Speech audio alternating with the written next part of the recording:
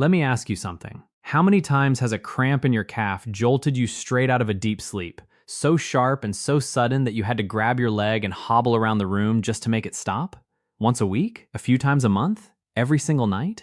If that sounds like your life right now, I need you to hear this carefully, because what I am about to share with you might be the most useful thing you watch this entire week. Most people who deal with nighttime leg cramps automatically assume the problem is a mineral deficiency. They reach for a banana before bed, or a potassium supplement, or a glass of pickle juice, convinced that low potassium or low magnesium is the culprit. But here's the truth, and this is something that many doctors do not take the time to explain. In the vast majority of cases, especially for people over the age of 50, a mineral shortage is not actually the root cause of those middle-of-the-night Charlie horses. The real cause is hiding somewhere else entirely. And once you understand where, everything starts to make sense. The real problem, my friends, is happening in the length and readiness of your muscle fibers. Here is what's going on. Every time you sit for long stretches during the day, in a chair, in a car, on the couch, your calf muscles sit in a shortened position. Over hours and over years, that muscle adapts to that shortened length. Then at night, when you finally lie down and your foot naturally points downward, or you shift into a position that shortens the calf even further, that already tight muscle gets pushed past what it's used to.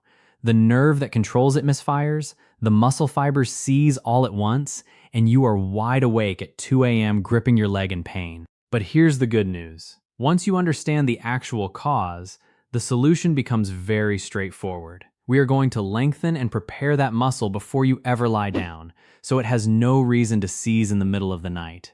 We are going to do it with 3 simple techniques that require no equipment, no special clothing, and no physical fitness level. Just a few minutes of your time each evening. I have arranged these in a very specific order, so please stay with me through all 3.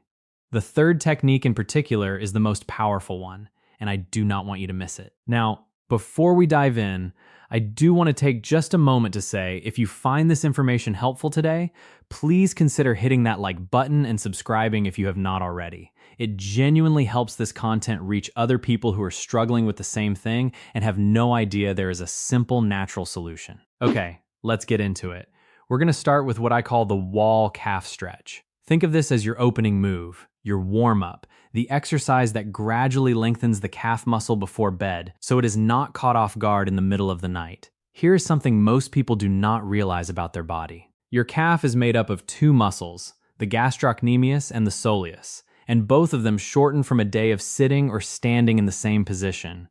When a muscle stays shortened for hours, it becomes far more prone to an involuntary contraction, which is exactly what a cramp is. Physical therapists have used simple static stretching for decades to reduce the frequency of nighttime cramps, and it remains one of the most well-supported approaches available. So this is how we wake it back up, gently. Stand facing a wall, about arm's length away. Place both palms flat against the wall at roughly shoulder height. Step your right foot back about 2 feet, keeping that back leg straight and your heel firmly planted on the floor. Bend your front left knee and lean your hips forward toward the wall until you feel a gentle pull through the calf of your back leg. You should feel a stretch, not a sharp pain. Hold that position for 30 full seconds, breathing normally the whole time. Then switch legs and repeat with the left leg back. Do this 2 full times per leg. The pace here matters. You do not want to bounce or force the stretch deeper. You want a slow, sustained pull that gives the muscle fibers time to actually lengthen. If you feel any twinge of cramping starting during the stretch, ease off slightly, hold that gentler position for a few seconds, and then try again. After your 4 total holds, you may already notice your calves feeling looser and warmer than before. That is blood flow increasing into the muscle, and that is exactly what we want. This first technique alone, done consistently every evening, can meaningfully reduce how often you cramp. But what comes next goes even deeper. The second technique I want to teach you is something I call the cross fiber release. This one is a self-massage method, and it is designed to physically break up the tight bands of tension that build up deep inside the calf muscle over time, tension that stretching alone may not fully resolve. I want to explain why this works, because once you understand the mechanism, you will do this technique with much more intention, and it will be far more effective. Inside a chronically tight muscle, small knotted bands of tissue can form, often called trigger points. These bands sit in a constant state of low-level contraction, and they are far more likely to fully seize into a cramp when the muscle is stressed at night. Manual myofascial release, which is the clinical term for what we are about to do, has been used for years in physical therapy to soften exactly this kind of tight tissue. What I am going to show you is a simplified version you can do yourself right at home before bed. Sit comfortably on your bed or in a chair. Bend your right knee and bring your right foot up so your calf is easily accessible to both hands. This position is important because it allows the muscle to be completely soft and passive while you work on it. Using your thumbs, find the fullest, most muscular part of your calf, usually just below the back of the knee. Press in firmly but comfortably, and now move your thumbs slowly side to side, across the width of the muscle rather than along its length. Think of it like you are gently kneading dough, working directly across the grain of the muscle fibers rather than stroking up and down. Work this cross-fiber motion for about 20 seconds in that spot, then shift your thumbs an inch lower and repeat. Continue moving down the calf in small sections until you reach just above the ankle. There is one thing I want to be very clear about here, because pressing too hard can actually be counterproductive. This should feel like firm pressure, similar to a deep massage, never sharp or bruising. If a spot feels especially tender, ease off the pressure there rather than pushing harder. Pain that makes you tense up defeats the purpose entirely, because a tense muscle is the very thing we are trying to release. After you have worked your way down the full length of the right calf, finish with several long, smooth strokes from ankle to knee using your flat palm, slightly lighter pressure than the kneading. Think of this as the finishing flush, smoothing everything out and telling the muscle it is safe to relax. Do about 10 of these palm strokes. Then switch legs. Left calf, same process. Small sections of cross-fiber kneading from knee to ankle, then 10 finishing strokes. When you finish both legs, take a moment and notice how they feel. Many people describe their calves as feeling looser, warmer, almost like a knot has been untied. Take a moment to gently shake both legs out. Roll your ankles in slow circles. Take a slow breath. You have just done something genuinely beneficial for your body. And now we move to the most powerful technique of all. The third and final technique is one that I want you to give your full attention to, because it works on multiple levels simultaneously. I call it the toe pull and heat reset. It combines three things that, when used together, are remarkably effective at preventing a cramp before it ever starts.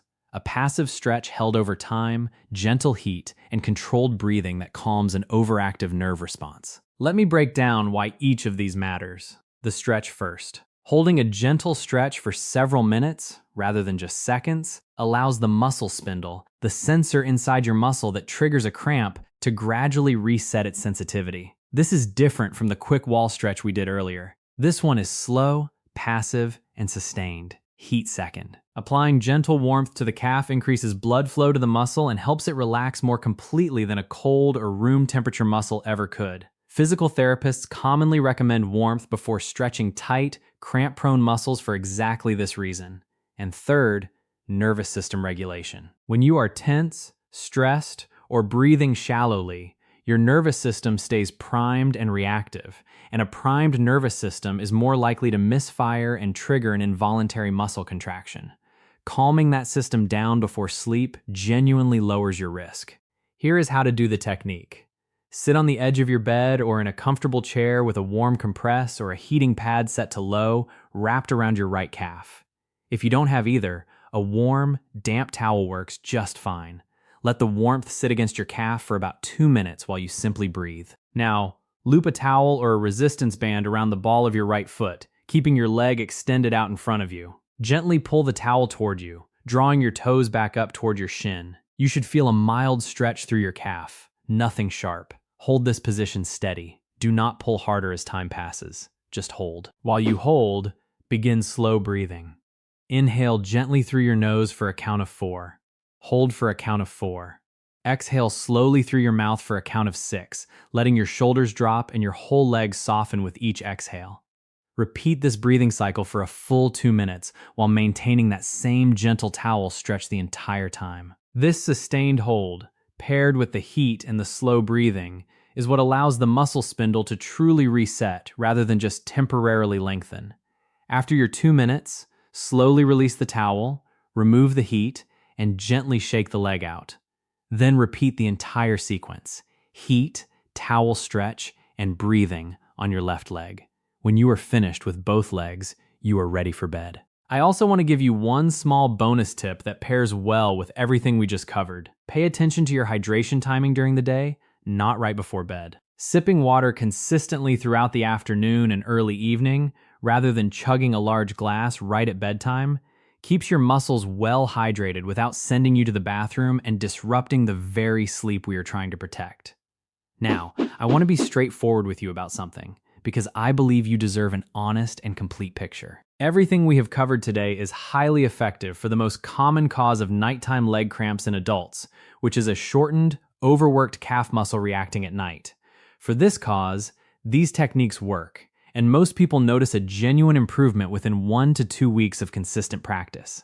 However, there are other causes of nighttime leg cramps that these exercises will not address, and it is important that you are able to recognize them. If your cramps are accompanied by swelling, redness, or warmth in one specific area of the leg, that combination needs to be evaluated by a doctor promptly, as it can occasionally signal a circulation issue. If you take a diuretic, a statin, or certain blood pressure medications, know that cramping is a documented side effect for some people, and it is worth mentioning to your doctor rather than assuming it is unrelated. If you have diabetes and you notice numbness, tingling, or burning alongside the cramping, that combination could point to nerve involvement and deserves a conversation with your physician. And if your cramps are new, worsening rapidly, or paired with unexplained weight loss or persistent leg pain even while resting, please see your doctor without delay. The techniques I have shared with you today are wonderful daily habits. Think of them as maintenance for your body, the same way you brush your teeth every night. But maintenance does not replace diagnosis. If something feels wrong, please do not hesitate to seek medical attention. There is never any shame in that. To bring it all together, here is what your routine looks like from start to finish. You begin with the wall calf stretch, 2 30-second holds per leg, gently lengthening the muscle before it has a chance to seize overnight.